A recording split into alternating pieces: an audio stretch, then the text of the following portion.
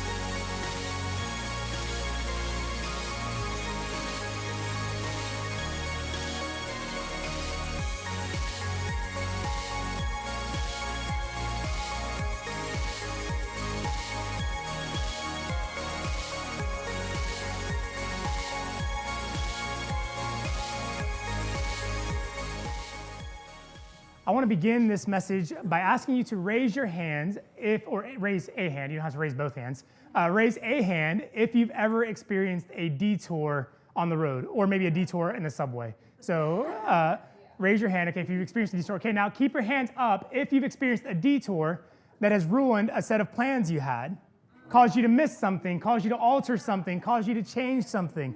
Okay, good, you can put your hands down. So I think you'll all relate to this because back in the summer of 2008, Krista and I were taking a road trip. We were moving from Jacksonville, Florida to Vancouver, Washington, which is just outside of Portland, Oregon. And so we decided that we would want to do it in a unique way and take a road trip, drive across the country, kind of take 10 or 11 days to experience different cities, stop in, hang out. You know, back at the time on Food Network, there was a show that's still on, but it was kind of in its heyday, I think. This show called Diners, Drive-Ins, and Dives. And so we were like, we'll stop in these different cities and we'll pick restaurants that Guy Fieri went to and we'll eat there and kind of make this whole thing out of it. And so we were gonna go from Jacksonville, Florida to Panama City Beach, from Panama City Beach to New Orleans, Louisiana, from New Orleans to San Antonio, Texas, San Antonio to Tucson, Arizona, Tucson to San Diego, San Diego to San Francisco, and then San Francisco to Portland. And we thought like it'd be a great way to experience the country, see things, try things, go to places we've never been before. And have a great time doing it. So we took off and Jacksonville, Panama City was great, hung out there, went to New Orleans, got to New Orleans, spent a night there, and then we were set to leave the next morning to San Antonio, Texas. And typically it's like an 8.5-hour drive. And so what we thought was we'd get up early, we'd leave and then spend a portion of the first half of the day or as much, try to arrive to San Antonio by like early afternoon. That way we could get into our hotel, check in, hang out for a little bit, go down the Riverwalk in San Antonio, go see the Alamo, go out to a nice dinner, and kind of experience San Antonio. And so we thought, well, if we leave early, then we can we're driving, it's a Sunday in June, so we're driving straight through, and we'll maybe stop for a little bit to kind of fuel up, get a bite to eat, but maybe maximum, we're talking about 9.5 hours. And so we set out and everything was going good, driving, cruising along, and then we arrived to Houston, Texas, and it was, I'll never forget, it was Father's Day, June of 2008, and we get there, and all of a sudden, there's like this backup, like a congestion through the downtown area of Houston, Texas. And, at first you're kind of like, well, what, typical backup, you just think, okay, well, probably within 30 minutes sets us back or whatever, we'll get through this, and it shouldn't be a big deal. But no, in Houston, Texas, on Father's Day of 2008, they decided they weren't just gonna have people drive across I-10, the major interstate running through the city. Instead, what they would do is they would redirect 5 lanes of traffic heading westbound off onto a single lane traffic lane, not even on the highway, but off the highway, run through the city through stoplights and where pedestrians and all sorts of other cars are going, and then kind of redirect them around the city back onto the highway somewhere a few miles down the road where I guess apparently whatever they were doing in between, the highway was okay. And so we got in this thing and you're just kind of stuck. There's nowhere to go, there's no exits, there's no place. This is back in the day before you had GPS on your phone with alternate routes. So you had to print off MapQuest directions to get there. And so we're stuck. We don't even know how to, if we were able to get off, where we would go or how we would circumvent, there's traffic. And so we ended up being stuck, I kid you not, for 2.5 hours. 2.5 hours in downtown Houston. And we didn't get to experience downtown Houston. We just got to sit in our car in traffic and wonder when we were going to get moving. And we finally made it. It took what was supposed to be an 8.5-hour drive, ended up taking 12.5 hours by the time we finally arrived to San Antonio. And when we got there, we were just done. There was nothing that we weren't talking about, let's go out and experience the city.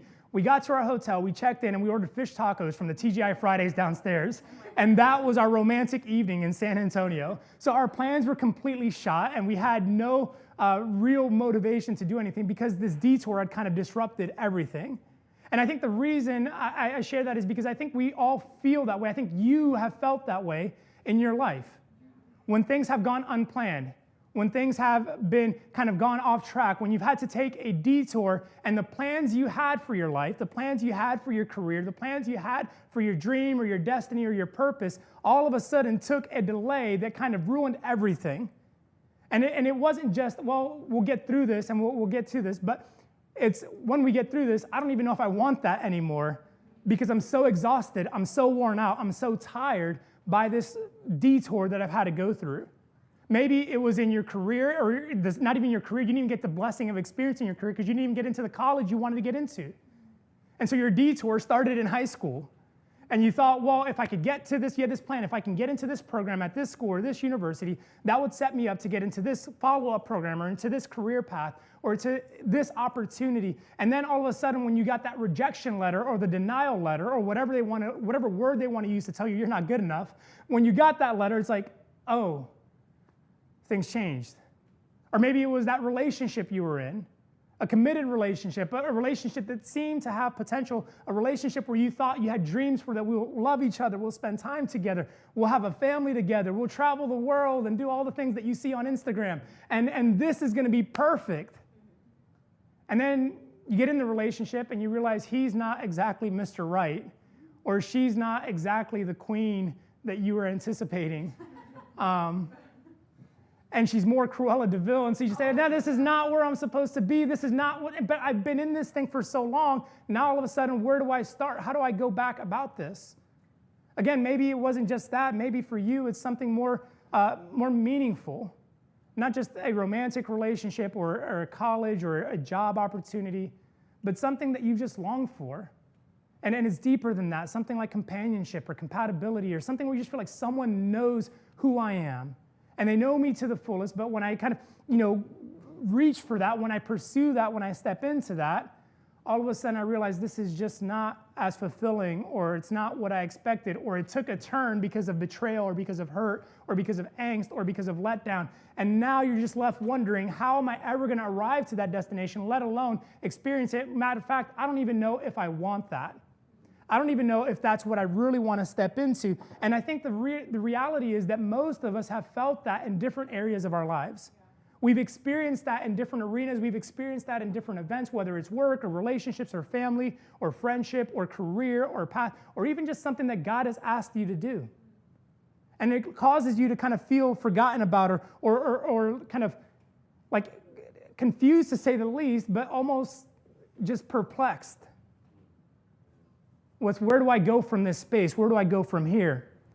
And we started this series last week, and we introduced the story of Joseph, and I kind of ran through the whole story. And if you remember in Joseph's story, Joseph was a person who had these detours. Joseph was a person who experienced setback in his life. He was supposed to be, or he had this vision of becoming something significant, someone of honor, and all of a sudden he's experiencing betrayal, rejection, he's being sold off, things aren't going as planned, and he was someone who could relate to this feeling of experiencing a detour. And that's where we find Joseph in Genesis chapter 39. And before I jump into the text, I'll kind of recap the story, because if you remember, Joseph was kind of approaching his family, and he says to them, this is the dream I had. This is the vision, or the thing that God is kind of speaking to me about. And God, we talked about how God is working so hard to reach us. And so Joseph finally musters up the courage to say to his family, to his older brothers, to his parents, this is the dream God has for me. And at that point, his brothers were furious, had nothing, wanted nothing to do, and were so angry, felt so disrespected and violated, that the only thing they saw possible was we should either kill him or sell him. And so they opted not to kill him, thankfully, but they said, we're going to sell him. So they sell Joseph, and he's been sold to this caravan of migrant travelers, to use a hot button phrase. He's been sold to a caravan of migrant travelers who are traveling to Egypt, and these travelers buy him as a slave. And they arrive to Egypt, and upon arriving to Egypt, they take him and sell him to a guy named Potiphar. And Potiphar was a government official. He was, in essence, a right-hand person to Pharaoh. He was overseeing all of the captain of the guard, or he was the captain of the guard, so he oversaw all of Pharaoh's kind of government and military officials. But then he also was in charge or responsible for the Pharaoh's prisoners, so political prisoners.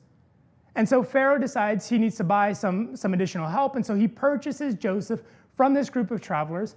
And Joseph gets placed in Pharaoh's house, and he gets placed and assigned some responsibilities in a foreign land with foreign people, with a stranger. He probably doesn't even know the language, yet it's expected of him to fulfill responsibility, roles, and tasks.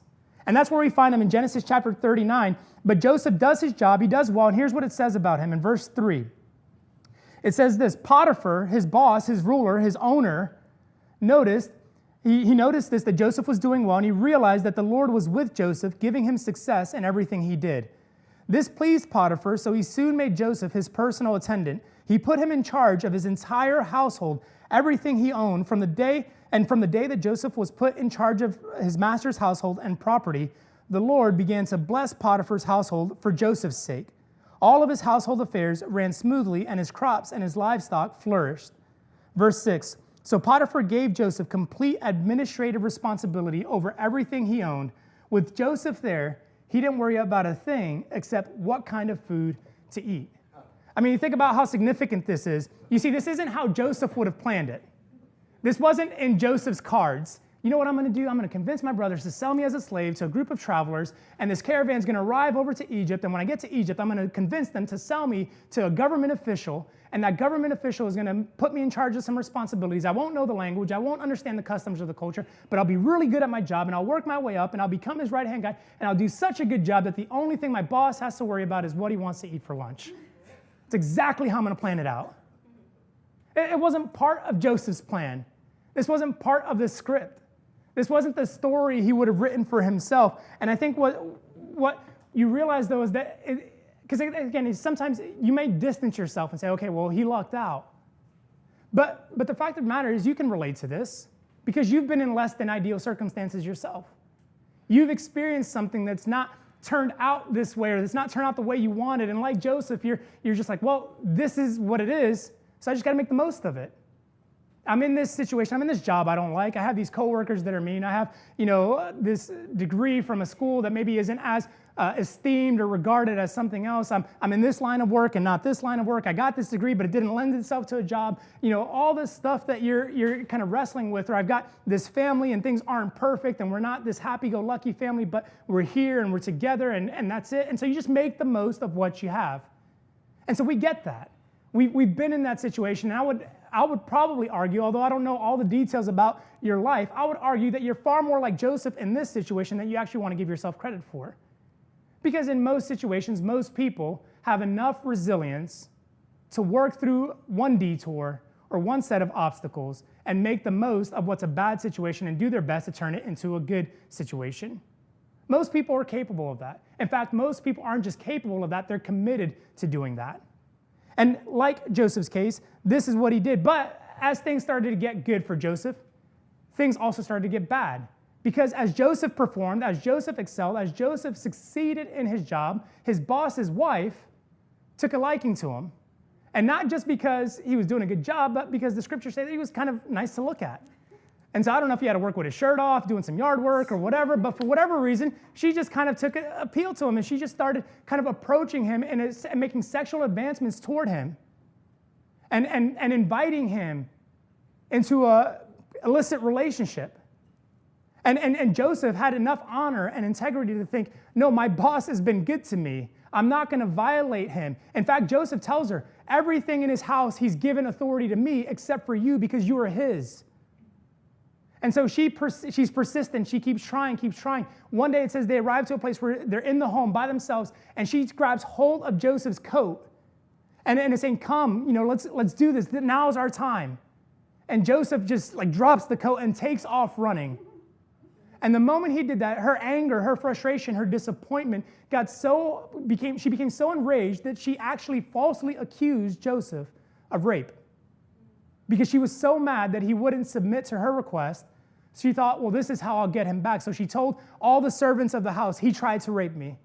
She told her husband when he came home, he tried to rape me. And then all of a sudden, if you're Joseph, you're thinking, hey, that's not true, but that's not good either. Because the accusation is almost as bad as the actual action. And that's where we find Joseph in verse 39, in verse 19, when Potiphar finds out, it says this, Potiphar was furious when he heard his wife's story about how Joseph had treated her. Who wouldn't be? Verse 20, so he took Joseph and he threw him into the prison where the king's prisoners were held, and there he remained. So let me pause here for a second. He took Joseph and threw him into the prison that Joseph once had charge over. Because everything was under Joseph's authority, including this prison. And so the prison that Joseph had oversight over now became the thing where he would abide in. The place where he would remain. Verse 21 says this, but the Lord was with Joseph in the prison and showed him his faithful love. And the Lord made Joseph a favorite with the prison warden. And before long, the warden put Joseph in charge of all the other prisoners and over every other thing that happened in the prison.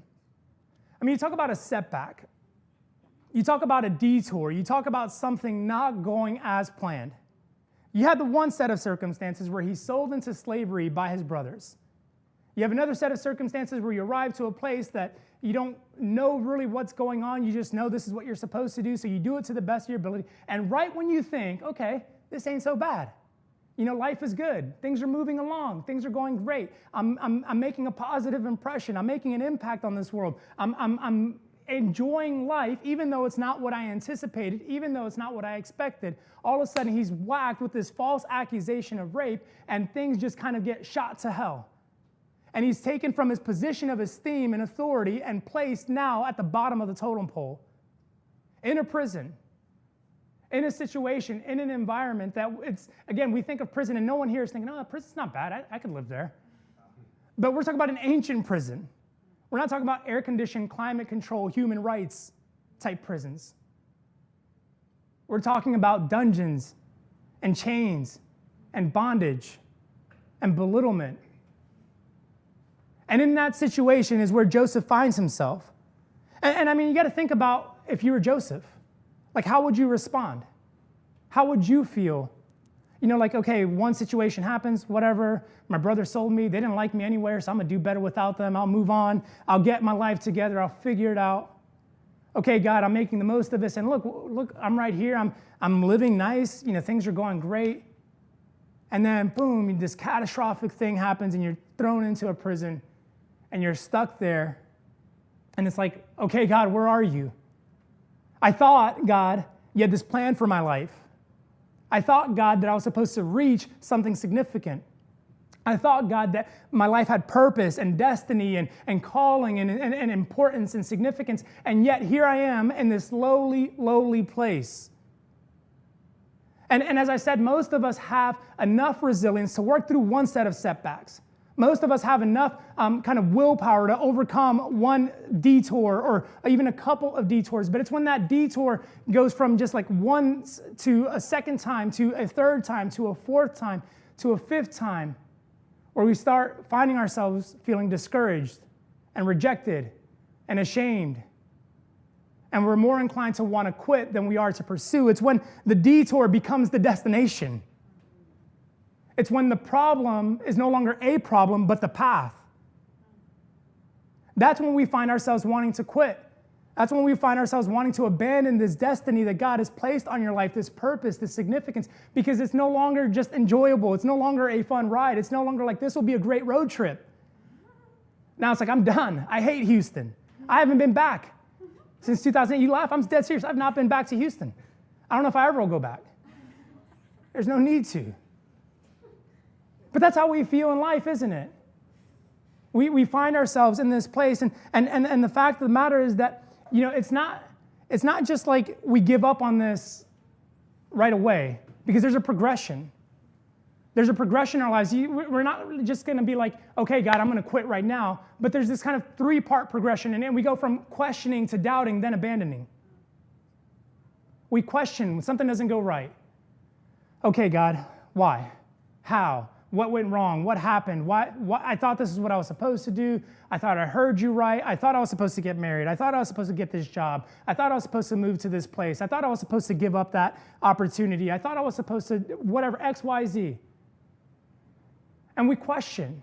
I have a friend who recently, earlier this year, took a huge leap of faith and stepped away from a great job that he was doing, a great job that he loved, that he was committed to. And then he thought he was supposed to do one thing, and so he in this pursuit of one thing that he thought clearly God had told him, he turned down, I'm not even kidding you, he turned down a contract that was going to pay him $200,000 for 6 months. I got choked up about it too. $200,000 for 6 months of work. And he turned it down because he felt like this is what God wanted him to do. And then 6 months after saying yes to this one thing, it bombed.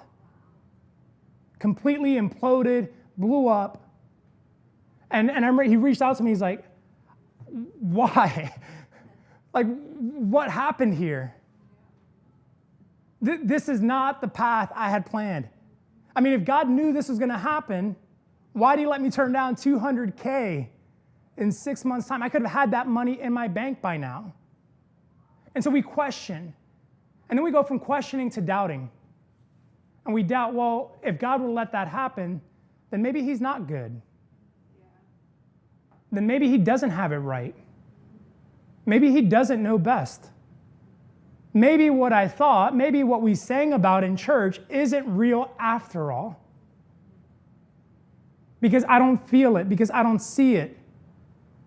Because something didn't go as planned. And once we get to this doubt stage, we're just kind of enough, it's just a little bit more where that second or that third or that fourth setback becomes just the trigger we need to abandon the destiny God has planned for us all along. You don't start here. You start here. And listen, I'm not telling you this is bad. The question isn't bad, it's the answers you come to.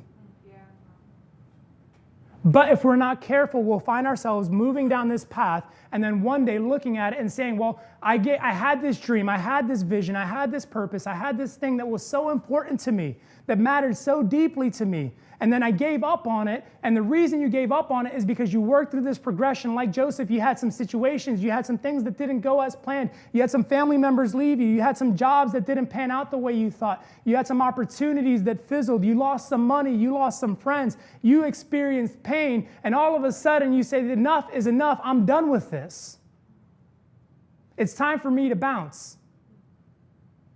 It's time for me to approach something that's maybe a little bit more conservative, a little bit less faith-filled, maybe a little or a lot less faith-oriented. Maybe it's just time for me to play the high road and do what I thought I was supposed to do and get that basic job or just settle on my expectations or stop doing what I believe God wanted me to do because things didn't pan out the way I wanted. But the fact of the matter is, and I'm here to tell you today, that you can choose to do this, and I'm not going to be mad at you. You have the freedom and the autonomy to do this if you so desire. But if you don't want to do this and you want something else, there is a path. If you don't want to end up in a place of abandoning, you say, you know what, I don't want to be there. I know I could be there myself. I could see myself going there, but I want to grab hold of what God has. I want to reach and attain the purpose and the destiny that he has for me. And I want to work to overcome through the detour. I want to work to overcome the setbacks. I want to work to kind of confront the obstacles and press through them so that I can attain the place, the moment, the purpose that I was made for. Then there's a better road. And that's what I want to share with you for the rest of our time. So consider these. I'll give you kind of a 3-step process, but consider these your directions, if you will, for the detour. What to do when you don't know what to do. How to go about it. And from this text, I kind of identified 3 things that Joseph did. So here's where I want to go first to verse 20. And here's your first step. In the setback, look for the setup. Verse 20 says this, so he took Joseph and threw him into the prison where the king's prisoners were held. Now, let me ask you a question. This one's not rhetorical, so you can answer if you know the answer. What was Joseph's calling? Or what was the dream that he had? Let's simplify. What was Joseph's dream that he had? That he would rule and that other people would bow down and honor him, right? So let me ask you this kind of follow-up question. This one can be rhetorical. How does a shepherd boy from Canaan learn how to rule with authority and honorably? How would a shepherd boy who's 11th out of 12 when it comes to birth order, who spends his days herding sheep, collecting grain, and serving his older siblings, how would that child learn how to become a civic and government ruler out in the field? He wouldn't. He wouldn't. He wouldn't have had that opportunity. See, so in Joseph's setback, he was thrown into the prison where the king's prisoners were held. He was thrown into a political prisoner, or as a political prisoner, into a political prison where he would learn the ins and outs of the Egyptian government, where people would gossip and talk and discuss about what Pharaoh likes, what Pharaoh doesn't like, why I'm thrown in jail, why my life was spared and that person was killed, what the issues of the local government are going on, what is happening in the Egyptian government at a large scale that needs insight and someone speaking into. And so Joseph, in his setback, had an opportunity to look for the setup. You see, Joseph could have looked at this as something that was wrong or something that wasn't part of the plan. And honestly, it probably wasn't part of his plan, but it was always part of God's plan. And the fact of the matter is that Joseph had an opportunity to take hold of something that he wouldn't have had access to. Those prisoners, that information, those policies, he would not have had access to, I would even argue, even as Potiphar's right-hand person. Because as you know, here's what I know. When I come home from work, the last thing I want to do is talk about work. And so Potiphar probably didn't want to talk about work when he came home. Hey, Joseph, let me train you. I'm going to build you up. But in a political prison, that's all those people talk about. So could it be that your setback is actually a setup? Yeah, that's good. Could it be that the thing you're frustrated with, the thing that set you off, the thing that's bothered you, the thing that's kind of displaced you, or the thing that you feel has pushed you back is actually the catalyst for pushing you forward? Could it be that the thing that you're frustrated with, the thing that you're angry about, the thing that you don't deserve is the thing 1 year from now, 2 years from now, 5 years from now that you'll express gratitude over? I'm not here to tell you 100% it is, but I'm asking you a question only you can answer.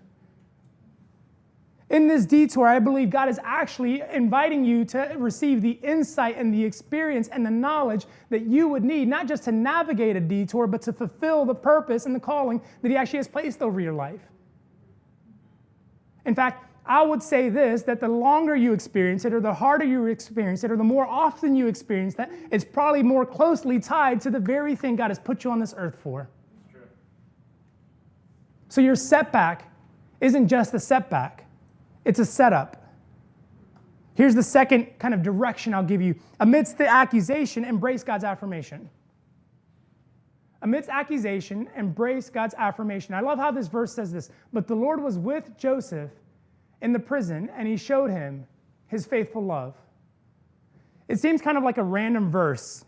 And if you just kind of take it right here, like this, out of context, you almost would get angry. Because why does God have to show me his love? He's the one that let me go in this prison. Why? I don't need God's love. God is the reason I'm here. I don't want anything to do with God. But what I love about this verse is that God, recognizing how Joseph was accused, Joseph didn't even have a right to defend himself. He didn't even have an opportunity to speak his part. There was no questions asked. He was accused falsely, and that accusation could have very easily become the label he would have worn for the rest of his life. Failure, liar, rapist. And so God, in his understanding, recognized that in this moment, what Joseph needed was not accusation, but affirmation. That I love you, Joseph. You're my son. I've got plans for you. I've got purpose for you. And though it may not feel like it, though you may not see it, though no one else around you may even believe it, trust me when I say something good is coming, and I've not forgotten about you in this space. Affirmation is what Joseph needed, and it's so easy. Listen, if you've ever taken a step toward what you believe you're supposed to do, what you believe you were made for, if you've ever tried to reach that place, then you've experienced someone not agreeing with it. It can be as simple as a decision in work. It could be as simple as a decision to work or to not work. It could be any of those things. And what you find is that someone, for some reason, because they can speak, has an opinion. And they're really good about letting you know that. What makes you think you're good enough? What makes you think you're different? What makes you think you're special? Why would God choose you? Why do you have that gift? Why can you do that thing? Why do you have that ability? There's a million like you. There's a lot of designers. There's a lot of dancers. There's a lot of singers. There's a lot of engineers. So what makes you any different than what all these other people do? And even if it's not an audible voice from someone else, it's an internal voice that comes up and makes us question. And in that space, in that moment, it's really easy to embrace that accusation and to wear that label. But what you have to remind yourself of is that God is clear that he wants to show you his love, not just tell you about his love. He wants to show you his love. He wants you to feel that presence in your life. And as you try to reach your destiny, when the naysayers come up, when the whisper starts to clamor, when all of those things position themselves against you, you have the choice of choosing which voice you're going to embrace. Will you embrace the voice of God in your life? Or will you embrace the voice of accusation? Your decision there can often dictate and determine whether or not you ever reach what God intended for you to reach. Because you'll talk yourself out of it way before God ever will.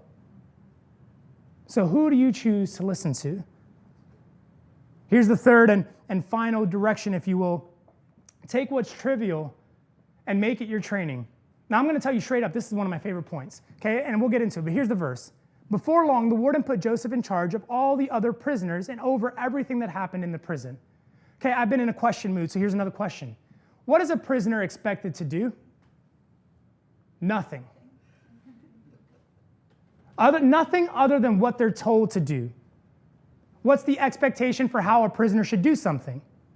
Nothing other than what they've been told to do to the level they've been told to do it.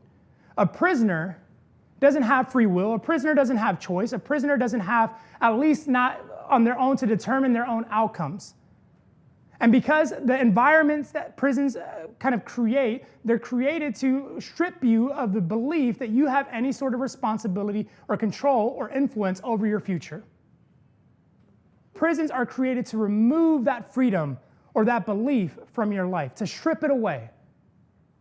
And so Joseph, in his justified, reasonable manner or expectation, could have very easily said, I don't have any rights here. I don't have any freedom here. I don't have any control here. My job is just to do what I'm told to do if they tell me to do anything. Other than that, my job is to sit here in chains, sit down, shut up, and not complain. But Joseph didn't see it that way. Joseph was eventually placed in charge of the other prisoners because whatever he was given, whatever he was told, he decided, I have an opportunity here. This is something that's going to further my development. This is something that's going to increase my capacity. This is something that's going to be beneficial to me even if I don't enjoy it now. And so he took the trivial responsibilities because, listen, he wasn't the one who was in charge of the prisoners when he arrived. He was a prisoner like them. So whatever tasks, whatever things he was given, whatever menial responsibilities were handed to him, he did such a good job with it, and he made it something significant, so much so that the warden said, okay, now you have responsibility over all of the prisoners. And the reason I love this is because when I look back on my own life, I realized the things that I hated, the things I didn't like, the jobs I didn't want to work, the people I didn't want to work for, the tasks I didn't want to do, all those things ended up becoming the training for where I am today. The things that seem trivial, the things that seem kind of menial, the things that seem stupid, that someone else should be getting paid to do that, those things ended up becoming my training for today. I remember when I first started working at a church, and we were a new kind of church plant reboot, so to speak, and so I got brought in, and here's what they told me. Hey, we just got a new facility, so we need a cleaning team. And so why don't you head up the cleaning team? Okay, I just got hired. The reason we were moving across the country is because they hired me from Florida to move out there and to do student ministry and to preach. And now you want me to head up the cleaning team? But here's the kicker. There was no cleaning team. So I had to create a cleaning team. And until we had a cleaning team, I was the cleaning team. I was cleaning toilets. I was sweeping floors. I was mopping. I was setting up chairs. I was vacuuming the carpets. I was taking out the trash. I was also putting Tootsie Rolls and Coca-Cola in the ladies' bathroom as a prank to kind of mess with the women, but I was responsible for that stuff. And you say, oh, that's trivial. But you know what it did? It taught me to pay attention. It taught me to notice when things are out of place. It taught me to take care of things that maybe seem small or insignificant so that when we start our own church, I can look and say, hey, there's trash on the floor over there. Someone needs to pick that up. Hey, this isn't organized nice. You walked in and you experienced the benefit of what I had to do when I was 21 and 22 years old. And you had no clue.